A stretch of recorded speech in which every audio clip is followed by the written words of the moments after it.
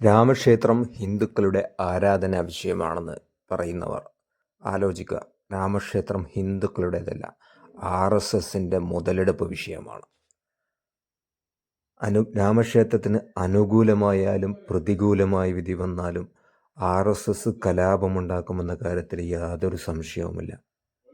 രാജ്യത്ത് കലാപവും പ്രശ്നങ്ങളും ഉണ്ടാക്കാനുള്ള പ്രശ്നങ്ങളുണ്ടാക്കാനുള്ള ഒരു ആയുധം മാത്രമാണ് സംഘപരിവാരത്തെ സംബന്ധിച്ചിടത്തോളം ഹിന്ദുമതം.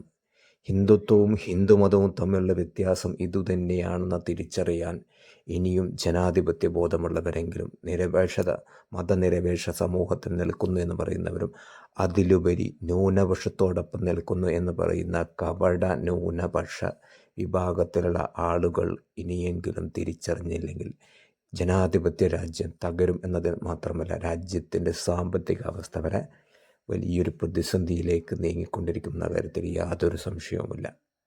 ലോകം മൊത്തം വീക്ഷിക്കുന്ന ഇത്തരം നെറികേടിനെതിരെ നാം ഓരോരുത്തരും പ്രതികരിക്കേണ്ടതുണ്ട്. ബാബരിയെ മറക്കണമെന്ന് പറയുന്ന ആളുകൾ മനസ്സിലാക്കേണ്ടത് സംഘപരിവാരം കുടികൊള്ളുന്നത്, അതിൻ്റെ വളർച്ച പ്രാപിക്കുന്നത് മറവിയിലാണ്.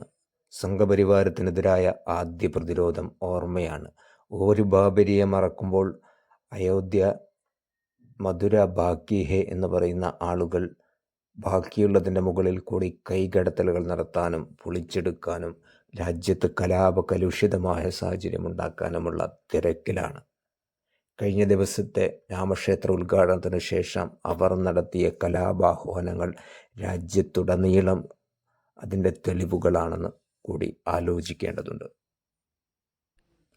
ഇന്ത്യ മരിക്കരുതെന്ന് ആഗ്രഹിക്കുന്ന ഓരോ ആളുകളും പ്രതികരിക്കേണ്ട ഒരു സമയം കൂടിയാണിത്.